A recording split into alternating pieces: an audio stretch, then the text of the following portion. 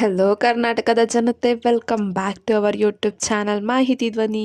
So ಇವತ್ತಿನ ವಿಡಿಯೋದಲ್ಲಿ ಪ್ರತಿ ಬಾರಿ ಗೃಹಲಕ್ಷ್ಮಿ ಯೋಜನೆಗೆ ಸಿಹಿ ಸುದ್ದಿ ಹೇಳ್ತಾ ಇದ್ವಿ, ಆದರೆ ಇವತ್ತು ಕಹಿ ಸುದ್ದಿ ಗೃಹಲಕ್ಷ್ಮಿ ಯೋಜನೆ ಬಗ್ಗೆ. ಏನಪ್ಪ ಅಂದರೆ ಗೃಹಲಕ್ಷ್ಮಿ ಯೋಜನೆ ಅನ್ಎಲಿಜಿಬಲ್ ಫಲಾನುಭವಿಗಳ ಲಿಸ್ಟನ್ನು ಬಿಟ್ಟಿದ್ದಾರೆ. ಹಂಗಂದ್ರೆ ಇನ್ನು ಮುಂದೆ ಕೆಲವೊಂದಷ್ಟು ಫಲಾನುಭವಿ ಮಹಿಳೆಯರಿಗೆ ಗೃಹಲಕ್ಷ್ಮಿ ಯೋಜನೆ ಕಂಪ್ಲೀಟ್ ಆಗಿ ಸ್ಟಾಪ್ ಆಗ್ತಾ ಇದೆ. ಸೊ ಇದ್ರ ಬಗ್ಗೆ ಡೀಟೇಲ್ ಆಗಿ ತಿಳಿಸ್ಕೊಡ್ತೀನಿ, ಯಾರ್ಯಾರಿಗೆಲ್ಲ ಹಣ ಬರ್ತಾ ಇಲ್ಲ ಅಂತ. ಸೊ ನೀವು ಕೂಡ ತಿಳ್ಕೊಬೇಕಾ, ನಿಮಗೆ ಇನ್ನು ಮುಂದೆ ಹಣ ಕಂಟಿನ್ಯೂ ಆಗುತ್ತಾ, ಗೃಹಲಕ್ಷ್ಮಿ ಯೋಜನೆ ಹಣ ಸಿಗುತ್ತಾ ಅಂತ.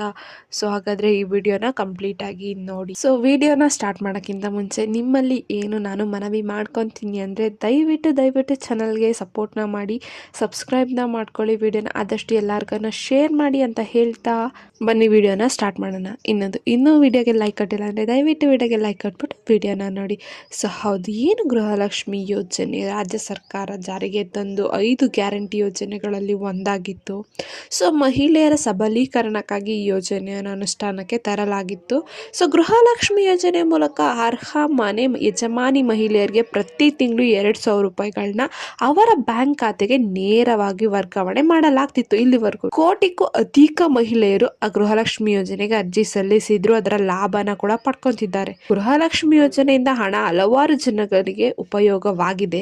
ಜುಲೈ ಮತ್ತು ಆಗಸ್ಟ್ ತಿಂಗಳಿಂದ ಹಣ ಇನ್ನು ಫಲಾನುಭವಿಗಳ ಖಾತೆಗೆ ಸಂದಾಯವಾಗಿ ಯಾವಾಗ ಹಣ ಜಮಾ ಆಗಲಿದೆ ಎಂದ್ಬಿಟ್ಟು ಮಹಿಳೆಯರೊಂದು ಕಾತುರದಿಂದ ಕಾಯ್ತಿದ್ದಾರೆ. ಸೊ ಮಹಿಳಾ ಮತ್ತು ಮಕ್ಕಳ ಅಭಿವೃದ್ಧಿ ಇಲಾಖೆ ಸಚಿವೆ ಲಕ್ಷ್ಮಿ ಹೆಬ್ಬಾಳ್ಕರ್ ಅವರು 12 ಮತ್ತು 13ನೇ ಕಂತಿನ ಹಣನ ಒಂದೇ ಬಾರಿ 4,000 ರೂಪಾಯಿಗಳನ್ನ ಫಲಾನುಭವಿಗಳ ಖಾತೆಗೆ ಜಮಾ ಮಾಡಲಾಗುತ್ತದೆ ಎಂದ್ಬಿಟ್ಟು.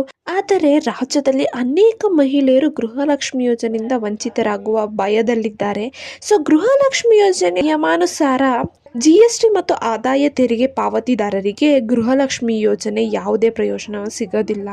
ಆದಾಯ ತೆರಿಗೆ ಹಾಗೂ GST ಪಾವತಿ ಮಾಡುವವರು 1.7 ಲಕ್ಷ ಮಹಿಳೆಯರು ಈ ಯೋಜನೆಗೆ ನೋಂದಣಿ ಮಾಡಿಕೊಂಡಿದ್ರು, ಹಣ ಪಡೆಯುತ್ತಿದ್ರು ಎಂದ್ಬಿಟ್ಟು ತಿಳಿದು ಬಂದಿದೆ ಸರ್ಕಾರಕ್ಕೆ. ಸೊ GST ಹಾಗೂ ಆದಾಯ ತೆರಿಗೆ ಪಾವತಿಸುವ ಕಾರಣ 1.7 ಲಕ್ಷ ಮಹಿಳೆಯರಿಗೆ ಇನ್ನು ಮುಂದೆ ಗೃಹಲಕ್ಷ್ಮಿ ಯೋಜನೆ ಹಣ ಪಾವತಿ ಮಾಡದಂತೆ ತಡೆ ಹಿಡಿಯಲಾಗಿದೆ ಎಂದ್ಬಿಟ್ಟು ಸೊ ಇಲಾಖೆ ಸ್ಪಷ್ಟವಾಗಿ ತಿಳಿಸಿದೆ. ಸೊ ನೀವೇನಾದರೂ GST ಹಾಗೂ ಆದಾಯ ತೆರಿಗೆ ಪಾವತಿ ಮಾಡ್ತಿದ್ರೆ ಸೊ ನಿಮಗೆ ನಿಮ್ಮ ಖಾತೆಗೆ ಹಣ ಬರಲ್ಲ. ಸೊ ನಿಮ್ಮ ಹತ್ತಿರದ CSC ಗ್ರಾಮ 1 ಬೆಂಗಳೂರು 1 ಗ್ರಾಮಕ್ಕೆ ಭೇಟಿ ನೀಡಿ ನಿಮ್ಮ ರೇಷನ್ ಕಾರ್ಡ್ ನಂಬರ್ ನೀಡಿ ಗೃಹಲಕ್ಷ್ಮಿ ಯೋಜನೆಯ ಸ್ಥಿತಿ ತಿಳ್ಕೊಬೇಕು. ಅಂದರೆ ನಿಮ್ಮ ಗೃಹಲಕ್ಷ್ಮಿ ಯೋಜನೆ ಆಕ್ಟಿವ್ ಇದೆಯೋ ಅಥವಾ ಇಲ್ವೋ ಅಂತ ತಿಳ್ಕೊಳ್ಳಿ. ಒಂದು ವೇಳೆ ಆಕ್ಟಿವ್ ಇತ್ತು ಅಂದರೆ ಯಾವುದೇ ಒಂದು ಪ್ರಾಬ್ಲಮ್ ಇಲ್ದಲೆ ನಿಮಗೆ ಹಣ ಬರುತ್ತೆ. ಒಂದು ವೇಳೆ ಅಲ್ಲಿ ಏನಾದರೂ ನಿಮ್ಮ ಗೃಹಲಕ್ಷ್ಮಿ ಯೋಜನೆಯ ಸ್ಟೇಟಸ್ ಇನ್ಆಕ್ಟಿವ್ ಇದೆ ಅಂತ ಬಂದರೆ ನಿಮಗೆ ಹಣ ಬರಲ್ಲ, ಹಣ ನಿಮಗೆ ರದ್ದು ಮಾಡಿರ್ತಾರೆ ಅಂತ ಅರ್ಥ. ಸೊ ಇಷ್ಟು ಗೃಹಲಕ್ಷ್ಮಿ ಯೋಜನೆ ಅಪ್ಡೇಟ್ ಆಗಿತ್ತು.